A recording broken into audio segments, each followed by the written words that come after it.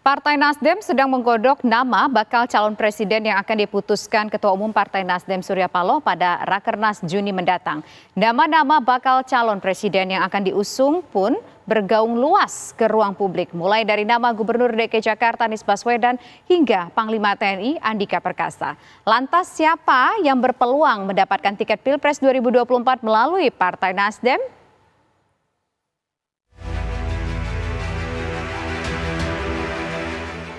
Partai Nasdem akan menggelar rapat kerja nasional pada 15 hingga 17 Juni mendatang di Jakarta. Salah satu agenda penting yang dibahas dalam Rakernas ini adalah menampung masukan dari wilayah soal sosok bakal calon presiden yang akan diusung dari Partai Nasdem. Nantinya direncanakan 3 nama yang terjaring akan disodorkan kepada Ketua Umum Partai Nasdem Surya Paloh. Meski Rakernas akan digelar bulan Juni mendatang, namun nama-nama bakal calon presiden yang akan diusulkan bergaung luas ke ruang publik. Ada nama Gubernur Jawa Tengah Ganjar Pranowo, Gubernur DKI Jakarta Anies Baswedan, Gubernur Jawa Barat Ridwan Kamil, hingga nama Panglima TNI Jenderal Andika Perkasa. Sebelumnya, pada 22 Februari lalu, Ketua Umum Partai Nasdem Surya Paloh mengatakan partainya akan menyiapkan tidak lebih dari 3 nama calon presiden untuk maju dalam Pilpres 2024. Kendati demikian, Surya Paloh mengatakan Partai Nasdem masih terbuka terkait nama-nama calon presiden yang akan diusung pada Pilpres mendatang. Terbuka ini, Bang Rey, tentu tidak eksklusif pada satu tokoh sampai saat ini. Nah, ini dalam penggodokan dan sedang diamatin terus oleh tim Bapilu. Insya Allah nanti dalam beberapa waktu yang akan datang, saya pikir tahun ini juga kita akan jelaskan nanti siapa yang menjadi calon presiden dari Partai Nasdem untuk menghadapi pemilu 2024 yang akan datang. Ada berapa? Ya. Masih terus Belum dipastikan. Ya seperti saya katakan belum dipastikan. Tapi pasti kalau namanya semua kandidat tanpa ada proses kristalisasi pencurutan salah itu. Makanya maksimum 3 nama. Unsurnya unsur dari mana aja? Dari parpol, Masih terbuka. Dan masih terbuka. Lantas, siapakah yang berpeluang mendapatkan tiket Pilpres 2024 melalui Partai Nasdem? Tim TV One mengabarkan.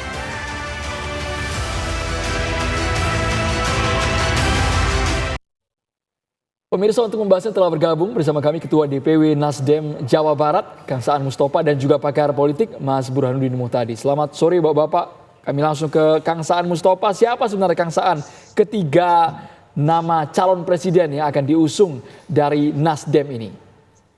Ya, itu tergantung nanti masukan dari daerah-daerah ya, yang nanti disuarakan oleh Dewan Pimpinan Wilayah masing-masing. Ada 34 DPW nanti yang akan menyampaikan usulan nama-nama terkait dengan soal calon presiden yang diusulkan ke Ketua Umum nanti untuk dipertimbangkan dan diputuskan nanti siapa yang akan menjadi capres dari Partai Nasdem. Nah, tentu itu akan beda-beda.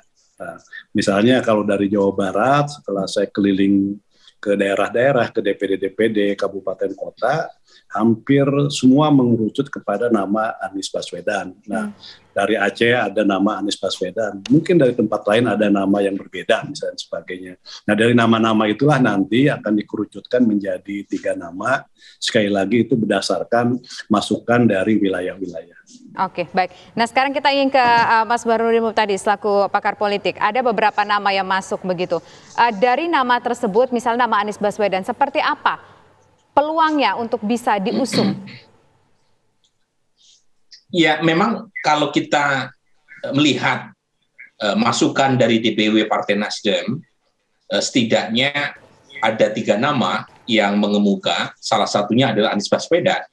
Tetapi nama Ganjar Pranowo atau bahkan Andika, Panglima TNI juga muncul dalam radar pengamatan dan sekaligus penggodokan dari internal Partai Nasdem. Jadi sepertinya memang 3 nama yang akan muncul dalam nominasi Partai Nasdem tadi itu sudah digodok secara matang baik oleh elit di DPP maupun dari DPW. Tetapi kalau kita kerucutkan dari 3 nama itu, 2 diantaranya adalah alasan keduanya punya kans besar untuk menang.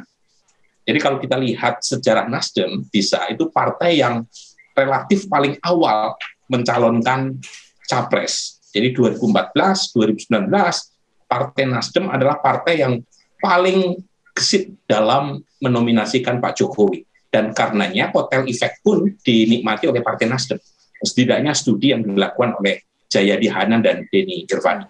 Nah, sepertinya model gesit tadi itu coba direplikasi oleh Partai Nasdem di 2024. Nah, masalahnya adalah dari 3 nama yang tadi saya sebut, 2 diantaranya itu punya kans cukup lumayan karena menempati peringkat pertama dan ketiga menurut survei, dan selisihnya juga tidak terlalu jauh, yaitu antara Ganjar dan Anies Baswedan.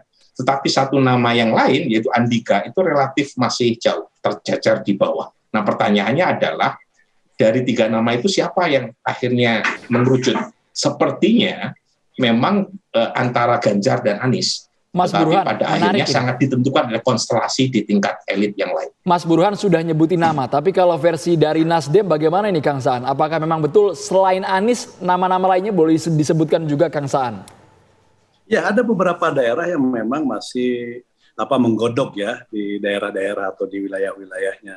Tapi tadi misalnya kayak beberapa daerah mungkin masih ada yang menyebutkan Pak Ganjar, mungkin juga ada Pak Andika, bahkan mungkin ada yang lain. Nah, jadi itu nanti prosesnya itu di Rakernas itu kan akan ditentukan. Kalau misalnya lebih dari 3, tentu akan diambil misalnya lebih dari 3, tentu akan dicari 3 besarnya yang usulan dari daerah-daerah. Jadi sekali lagi bahwa nominasi 3 nama yang akan diusulkan, direkomendasikan pada saat Rakernas Ketua Umum, sekali lagi itu ada berdasarkan masukan dari daerah-daerah. Seperti DKI Banten sudah disampaikan, ada daerah-daerah yang sebagian mengusulkan Pak Anies Baswedan, tapi juga ada DPD-DPD yang mengusulkan Pak Ganjar dan juga Pak Andika. Nah, kalau di Jawa Barat, memang nama cuma 1 dari semua daerah itu, dari 27 kabupaten kota, ya mengusulkan 1 nama, yaitu Pak Anies.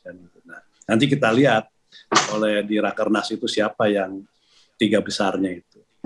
Nah, kalau misalkan nama tadi disebutkan juga ada nama Ganjar, kemudian juga ada nama Andika Perkasa.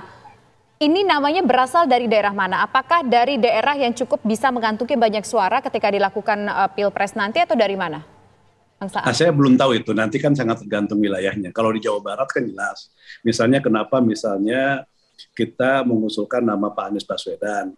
Tentu yang pertama secara historis. Secara teoris, Pak Anies itu punya keterkaitan dengan Nasdem sebagai salah seorang deklarator Ormas Nasdem, bahkan yang membacakan manifesto Nasdem. Yang kedua, secara rasional dalam pandangan kami, Pak Anies ini punya